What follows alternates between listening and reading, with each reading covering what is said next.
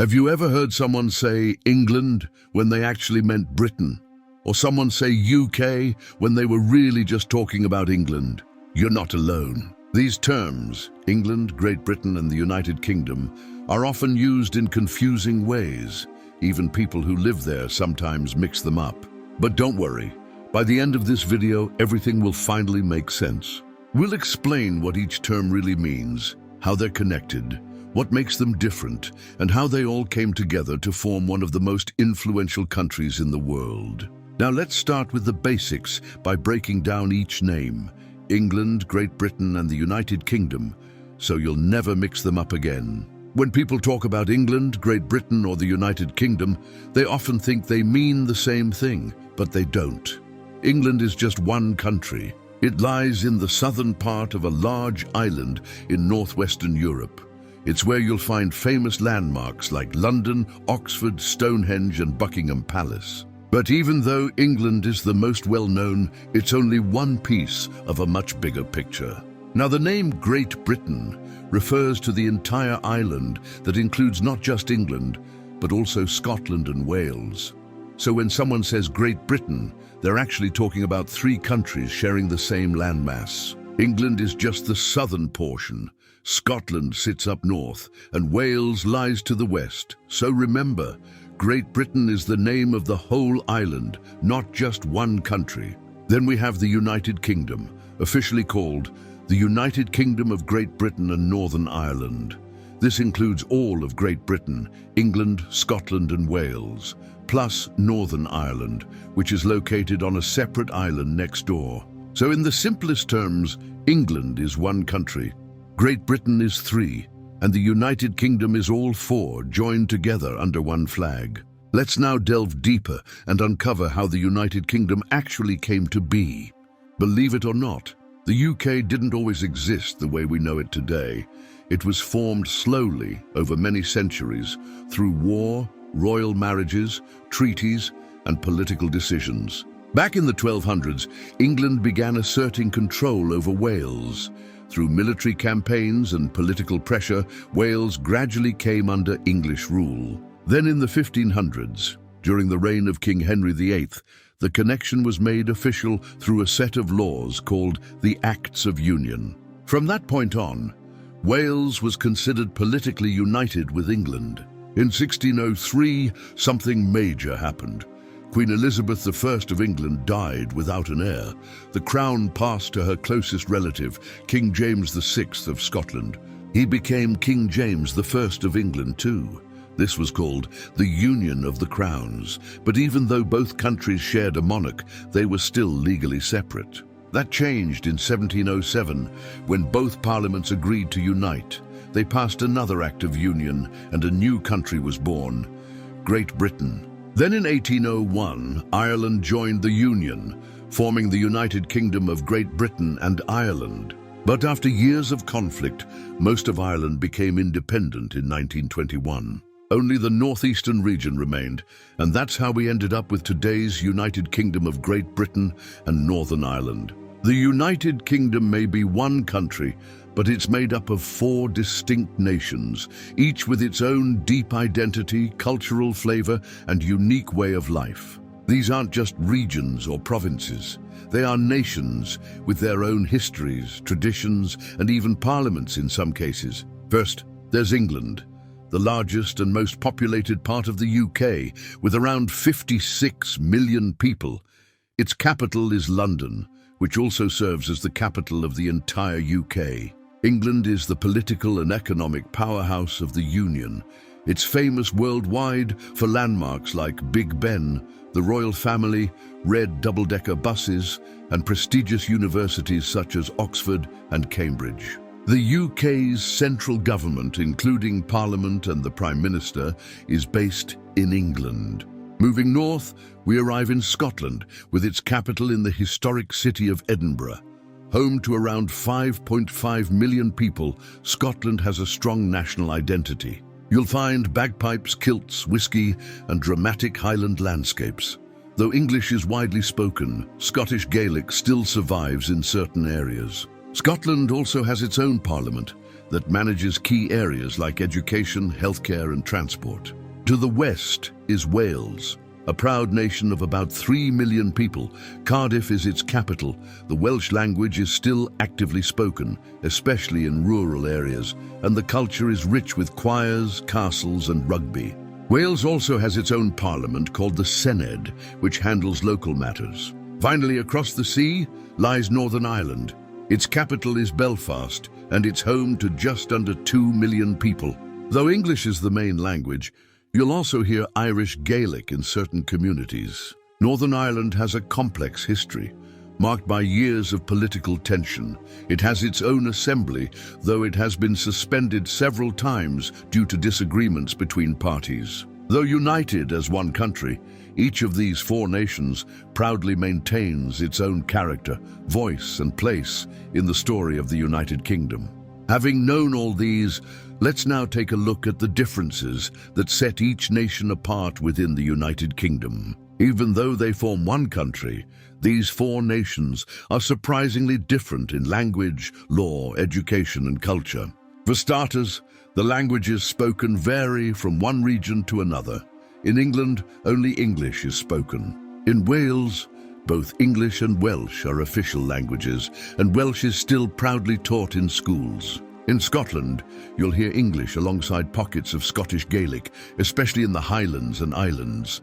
And in Northern Ireland, while English is the main language, Irish Gaelic is spoken in certain communities with strong Irish roots. When it comes to law, England and Wales share the same legal system.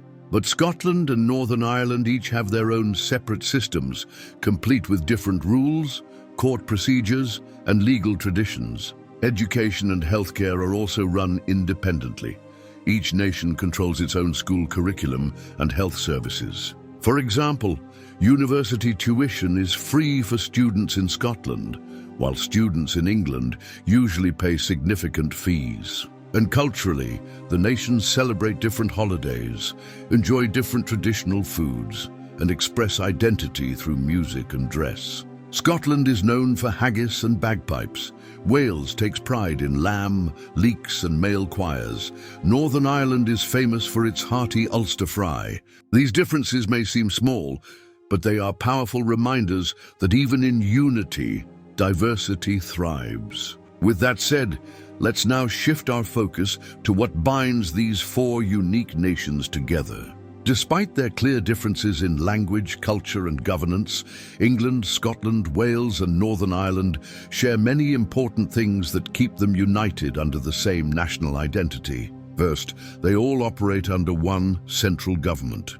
The UK Parliament, located in London, makes decisions that affect the entire country. The British Prime Minister leads the nation, and the monarch, currently King Charles III, serves as the symbolic head of state for all 4 nations. No matter where you live within the UK, this leadership is shared.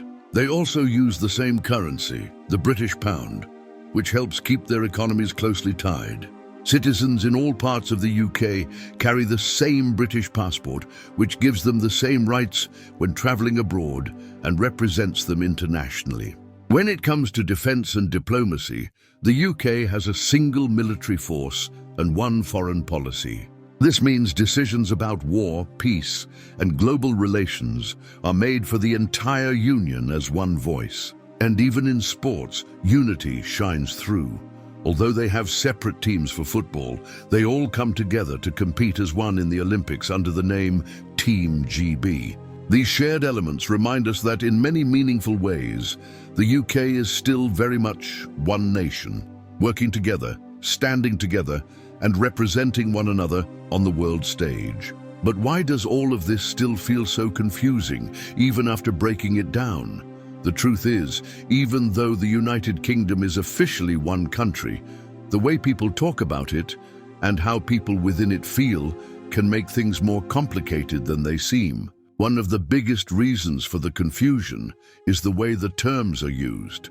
Many people, especially outside of the UK, casually say England when they actually mean the whole UK. This isn't just a small mistake. It's something that even news outlets and TV programs do all the time. You might hear the word Britain thrown around, or even Great Britain, when in fact they're talking about the United Kingdom as a whole, which includes Northern Ireland too. Sports add another layer of complexity. While the UK competes as one team in the Olympics, Team GB, each of the four nations has its own football team. So you'll see England, Scotland, Wales and Northern Ireland playing separately, which confuses the idea of them being a single country.